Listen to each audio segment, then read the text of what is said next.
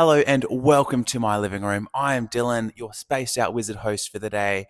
I love reading sci-fi and fantasy. I read to expand my attention span so I don't space out as much anymore, but also to grow my mind and to experience other worlds. And today we are wrapping up my 10 and a half reads from the month of May. So I normally go in chronological order, but today we'll start with the half book, the book that I haven't yet finished reading. And that book is I, Robot by Isaac Asimov. I'm halfway through at the moment, just a bit more than halfway through, and I'm having a really good time with this one. The writing style is just super easy to read. We're just basically getting a bunch of short stories from a journalist as he's interviewing someone that has been involved in the robotics industry for the last 50 years. And we're going through different problems that people have had with building up their robots, just different issues with robots thinking, oh no, there's no way this human could have built me. I'm way smarter than them. Why that I'm their ruler, not the other way around, and just going through all the different problems that humans might have with AI and robots. And it's just been a really fun read, just both in the stories being interesting themselves, but also getting you to think a bit more. I'm loving diving into some more classic sci-fi. I haven't read enough of it yet. I highly recommend it to anyone else trying to get into more classic sci-fis. Now, diving into the books that I've actually finished reading, well, I started off the month with The Will of the Many by James Islington, and I rated this one a 4.25 out of 5. I really, really enjoyed reading this one. This is book one of what's going to be a trilogy. The other two books aren't out yet. It's called the Hierarchy Trilogy, and there is so much to love in this book. Firstly, the writing is just very gripping. You're constantly hooked. You're always wanting to find out what happens next. The world building and the magic is very interesting. We're living in a world where you can kind of give away some of your humanity, give away some of your ability to make someone else more powerful. And the way this hierarchy works is you can give some of your ability to someone else. They can store up about a certain amount of peoples before they can give that to someone else. So we get like a hierarchical structure where there's a few at the top that just have a ton of power, a ton of ability, and that just trickles down through the bottom. And the myth is that someone can rise up from the bottom to be at the top of the hierarchy, but really it's just a few people at the top with a lot of power dominating society, which basically enslaves so many. And we are following someone who is from the last society to be taken over by the hierarchy. So he's still free. He still hasn't ceded his will. He's still a normal person. He gets roped in to going to an academy where the higher ups of society go. He ends up in the middle of a conflict between the rebels who are trying to bring down the hierarchy, the military who are losing power in the hierarchy as they no longer are needed as much because everywhere has been conquered, and the religion who is trying to take more of that power in the hierarchy. And he's right in the middle of it, and it's super interesting. My only issue I had with this book was the fact that our main character was doing a lot of dangerous things when he was saying his only motivation was survival. He didn't have a meaningful purpose in this book until the end, where we're setting up the next two books in the series. So I think our author kind of had to force our character into a few situations here to get him into the place he wanted to be for the books to come. But I'm definitely invested, and I absolutely loved it. 4.25 out of 5. So the next book I had to read in the month was one of the best books I read all month. That was book 2 of Sun Eater, Howling Dark. And this was so damn good. I rated it a 4.75 out of 5. And this had so many Star Wars and Dune vibes, especially like the action is very Star Warsy, very Star Wars the Clonesy. That's what I feel when I read this. I know there's inspirations elsewhere, but Star Wars and Dune are my main space opera influences, so that's why I think of them. And then there's some real wacky things going on, which kind of reminds you of Dune. Actually, I won't say what they are because I don't want to spoil anything for you. But this is a combination, Name of the Wind, Star Wars and Dune. The writing's beautiful, and I loved it. It's 50% build up in Howling Dark, and then 50% oh shit, what the hell was that? Just super interesting, and I highly recommend checking it out if you haven't already. And staying in the Sun Eater universe, my next read was Queen Amid Ashes, a novella that takes place between books 2 and 3, and I had a fantastic time with this one. This is our main character's first time interacting with the aliens that he's going to end up destroying, and seeing what happens when they control a human planet for 10 years, seeing the absolute destruction and havoc they cause, and really finding out how monstrous the Salems are. And these books aren't compulsory to read in between the main novels of Sun Eater. You can read Sun Eater all by itself. You don't need to read the novellas or the short stories in Tales of a Sun Eater, but I highly recommend you check out both. It just elevates the story even more. And I gave Queen Amid Ashes a 4 out of 5. And then my next read was another novella with June vibes, an advanced reader copy of Silence is Silver by fellow YouTuber Andrew Watson. And I saw the cover of this book when Andrew was looking for ARC readers, and it gave off June vibes, and I was so hoping I'd get some, and it definitely delivered on that. In this novella that takes place before his main series, Harbinger of Justice, we are following someone in a very religious community, a very tight knit religious warrior sort of community. And we are with him as he's going through his trials. He's doing this big test, and we're with him as he finds out what his purpose in his life is going to be and how he's going to go about getting there. And the writing in this book was so beautiful. I think Andrew is just on his way to becoming something really special in the fantasy genre. The prose is so nice, and it really gets you thinking at a deeper level, and the story was captivating, interesting, and it was such a fast read. I highly recommend that you check this one out when it comes out later this month. I rated that a 4.5 out of 5. Oh, and Silence is Silver is fantasy. So after all these deep fantasy and sci-fi reads, I needed something fun. So I picked up my Kindle again. I went on Kindle Unlimited, and I got to the second book of Dungeon Crawler Carl's Doomsday Scenario. And again, just Terry Pratchett meets video games, meets dystopian sci-fi. These books are the definition of hanging out with your mates on a lazy Saturday afternoon, playing video games, eating pizza, and shit talking like crazy. The humor in these books is very slapstick, it's very on the nose, it's very bro sort of humor. The storyline, the plot is so fast, things are always moving forwards, we're always leveling up. Our main character, our human character, has been thrown into an alien game show, which is very much like a video game, and he's just trying to make it from level of dungeon to level of dungeon to survive. And this is a goofy storyline. This is so wacky. Why am I invested in Carl and Donut, his talking cat? And why do I want the best to happen for them? Matt does a great job keeping this funny, interesting, great plot, great characters. I'm fully invested in Dungeon Crawler Carl, and I will be continuing this series. So May for me was my month of just continuing series they had already started. So I went into Sunbringer by Hannah Kaner, book 2 of Fallen Gods.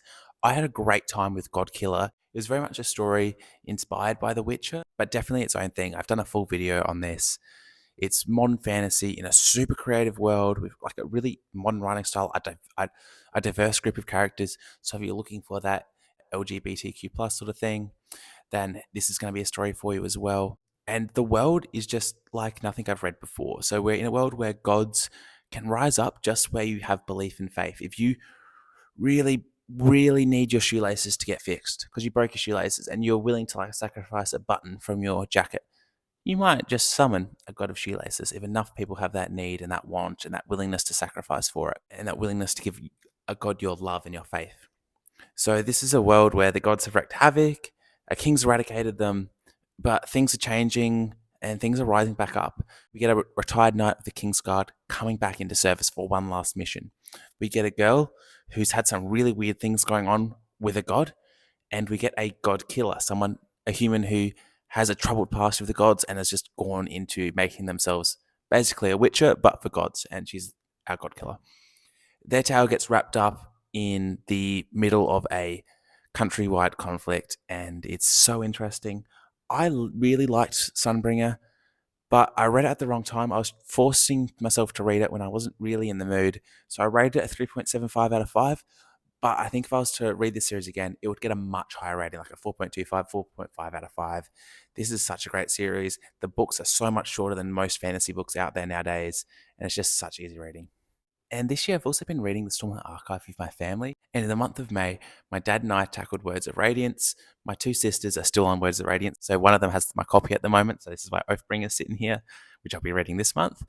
And Words of Radiance was my favorite book of all time. And it was even better on reread. Just so many great things, so many great setups. The Stormlight Archive is just a series that you can reread and reread and reread and just get more and more out of it. The character moments are so good. Kaladin and Dalinar are just 2 of my favorite characters in all of fantasy. And what more can I say on Stormlight? But you just have to read it. And obviously, Words of Radiance was a 5 out of 5. And it left me so emotionally drained. Like, you just go through every single emotion in Words of Radiance. So after it, I needed something that I knew I was going to be able to read quickly with a really good writing style. I needed something just action-packed. So I went with Darkblade by Andy Pelican. If you've watched my channel before, you know how much I love Andy's writing. And Andy sold Darkblade to me as John Wick meets fantasy. So this read just like an 80s action movie. We've got one man on a revenge story taking out an entire crime gang. So we get a ton of action scenes, taking out like the mob minions, basically, just the regular people. Our main guy here is a half demon assassin, so he's pretty good at killing people, but he finds some pretty worthy opponents by the end of the book and has to really dig deep to beat them. We get a lot of setup in this book for the rest of the series to come and where this world is going to go. It was really fun getting to learn more about the world of Enon, as I've already read a series from this world, the Queen of Thieves trilogy, which takes place in a city near this one, a little bit before this series takes place. And it also sets up this book, and I explain all of that in my review for Darkblade, which I put out last week. And I rated Darkblade a 4 out of 5. It was just so easy to read. It's super fun. It's dark at the same time. The characters are great. The plot is great. It's just simple and easy reading, but it's also that epic fantasy that you want. My only complaint was I wanted it to be about 10 to 20% shorter. I felt a few things repeated itself a little bit too much and a few things are dragged out, but absolutely fantastic. I love Darkblade and I will be continuing with this series. And in keeping with my theme of finishing off series that I've already started for the month of May, I finished off the Broken Empire trilogy. I read Emperor of Thorns by Mark Lawrence, and I've really loved this series. I can't talk too much about what Emperor of Thorns was about, but in the Broken Empire trilogy, the books are titled Prince of Thorns, King of Thorns, Emperor of Thorns. We're in a post-apocalyptic Europe. The story is told in like journal format. So we've got our main character telling us how it goes to Prince of Thorns, how it goes to King of Thorns, how it goes to Emperor of Thorns. And whilst he's telling us how it goes to Prince of Thorns, he's also giving us a 5-year flashback of what he did in the past to be able to get himself into the position to be able to go to that next level, to be able to level up in society. So we get a ton of character growth in books that are between 10 and 15-hour audiobooks, so pretty short books for as far as fantasy goes. So I really love the time jumps in how they give us different perspectives on this one character and really deepen the story without having to add additional POVs and additional storylines. I will be doing a full video in this series, but this is really dark fantasy with a very morally ambiguous main character. He's kind of just an ass. He has no honor, but he has a ton of wit. And if you don't mind your main character being a horrible person, he's definitely you definitely have to check out the Broken Empire trilogy. I rated Emperor of Thorns 3.75 out of 5. Unfortunately for me, it was the weakest book in the series. But again, just like Songbringer, this was the wrong time for me to read it. I tried forcing it because my library hold was up and I wanted to finish off some series this month. So I think I would have rated it higher had I read it at another time. But again, I love British writers. They just have the best humor. It's dark, it's fun, and it's fast paced. It's really good grimdark in not much page count. So Emperor of Thorns left a little bit of a sour taste in my mouth because I forced it, but the book I got to read after it was another one of my top 3 reads of the entire month. It was Salem's Lot by Stephen King. I put my review out for this yesterday, and I rated it a 4.5 out of 5.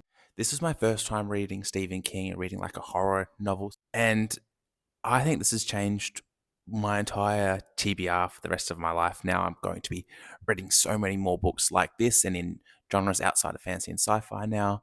Stephen King did a great job just immersing me in the time and the place. He put me in 1975 Maine in a small town. He really brought the town to life. He does these chapters in Salem's Lot where he goes through each person's POV and like a short story from their time of the day. So at 4:30 in the morning, we're at the graveyard with the maintenance man, and then at 5 in the morning, we're at a dairy with a farm. At 6 a.m., we're with the housewife as she's having issues with her kid. And he just brings this town to life. He invests you in the characters and you just feel so immersed. That's one word that just keeps coming to mind. And we get this vampire story. We've got a haunted house. We've got a vampire that's just moved into the haunted house. We've got a writer who has our main character who's just come back to the town after living there for a little bit when he was a kid, trying to face some of his fears around that haunted house. So there's a lot of mystery, there's a lot of suspense, and the horror is, it's definitely not something I should have been reading close to bedtime.